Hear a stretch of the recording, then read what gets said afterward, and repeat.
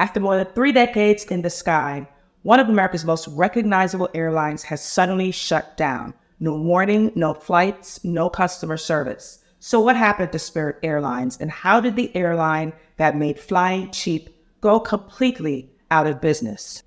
Hello, GlobeTrotters. Welcome back to the channel. If you're new here, welcome. My name is Lori, and in this community, we aim to educate, motivate, and inspire each other in all things travel related. So if you like travel and you like to talk about all things travel, then this is the community for you. So be sure to click on that red subscribe button down below. Make sure you turn on the notification bell if you're already subscribed so you don't miss any of the travel videos. So excuse the hat. Obviously, this is an impromptu video because we were not expecting this to happen. But Spirit Airlines has officially gone out of business. This is not something to be taken lightly, however, for a number of reasons. And I'm going to get into those reasons today. Keep watching. Come along.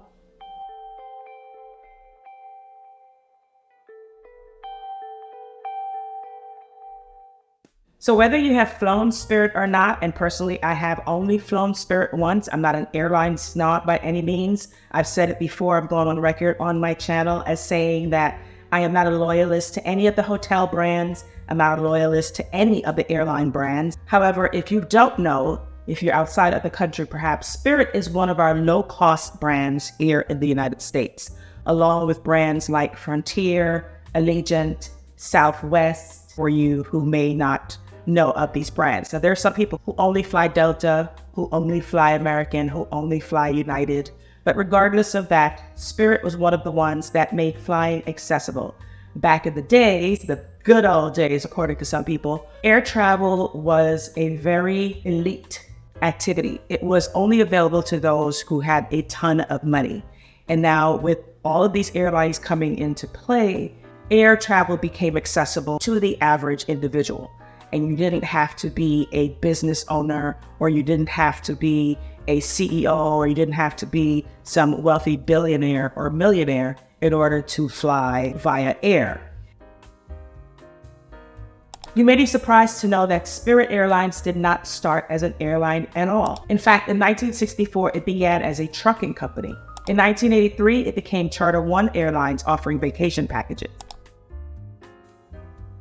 And it wasn't until the early 1990s that it rebranded into Spirit Airlines and became what we know today as Spirit. So Spirit became both famous and infamous for its controversial low-priced model. It offered cheap base fares and fees for everything else. This included bags, seats, even water at one point. And their bright yellow planes were almost impossible to miss. So at its peak, Spirit Airlines helped millions of Americans afford the ability to travel by air. It wasn't luxury, but it was affordable and it worked.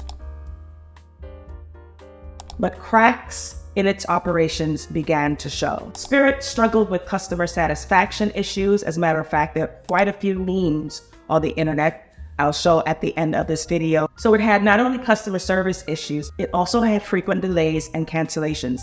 I must say that the flight I took, it was not delayed. Other airlines were delayed. I was a bit unnerved, I have to say honestly, because the weather was treacherous at that time. There were high winds, and Spirit was the only airline that took off that day. I don't know what that says, but yeah, my personal experience was that it was quite efficient. There was actually more room than the Allegiant flights, which I usually take. I would say that the flight attendants seemed a little bit detached. They didn't seem as warm and friendly as the ones, say, in like Allegiant or even Southwest. So they had customer satisfaction issues, they had frequent delays and often cancellations, and they also had a reputation for being a bare bones service airline. As a matter of fact, some people refer to it as the Soul Plane. If you've seen the movie Soul Plane with Snoop Dogg, then you know what I'm talking about. Then came bigger problems. Rising fuel costs, increasing competition, and the changing airline industry. Even worse, Spirit began losing its biggest competitive advantage, and that was being the cheapest airline. Now, I'm a business person, I'm a business educator, and I talk all day to my students about the competitive advantage that you have to have over someone else in your industry, someone else in your niche. And so they lost that competitive advantage. By the 2020s, things got really serious. Spirit was one of those that filed bankruptcy multiple times. And as a matter of fact, it lost billions of dollars during the pandemic when a lot of flights were grounded. But then came a potential lifeline. The executives and the stockholders at Spirit became optimistic, and this was because there was a merger on the table with JetBlue, another low-cost airline. But in 2024, regulators blocked the merger between Spirit Airlines and JetBlue over antitrust concerns. And that decision may have been the tipping point, as Malcolm Gladwell would say in his book. That decision may have been the nail in Spirit's proverbial coffin. So in 2026, everything collapsed at once. Jet fuel prices surged due to global conflict, debt payments piled up, and investors pulled back, the trifecta that served to be too much for Spirit to bear. So as its last resort, Spirit desperately sought a government bailout. That Hail Mary failed, there was no backup plan. Flights stopped, operations ended, and just like that, Spirit Airlines was gone. Most of you woke up on May 2nd, 2026 to the news that Spirit Airlines officially ceased all operations, canceling every flight and beginning an orderly wind down. Nearly 17,000 employees were affected, and passengers were left scrambling for alternatives. This marked the first major U.S. airline to close in decades. And experts have said overwhelmingly that Spirit lost its edge and made one critical error. It tried to compete with major airlines. It tried to compete with the Deltas, the United, and the American Airlines of the world. So as legacy airlines began offering cheaper basic fares, if you have flown recently, then you probably have seen the economy and economy basic. So when they started doing that, Spirit lost its identity as well as its competitive edge. So after 34 years, the final Spirit flight landed quietly. No fanfare, no celebration, no farewell tour, just silence.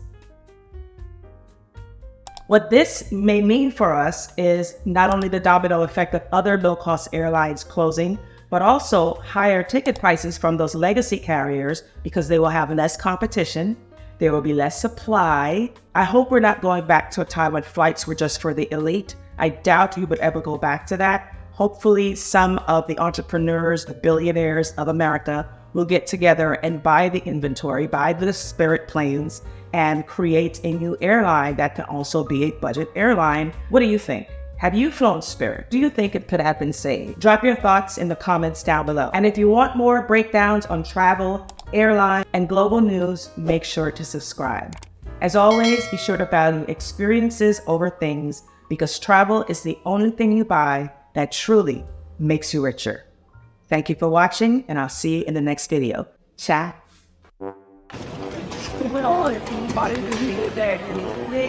Go suck another dirty dick. Don't play with me. Do not play with me. Do not play with me because I'm not the one nor the two. Hey, crazy. Come on.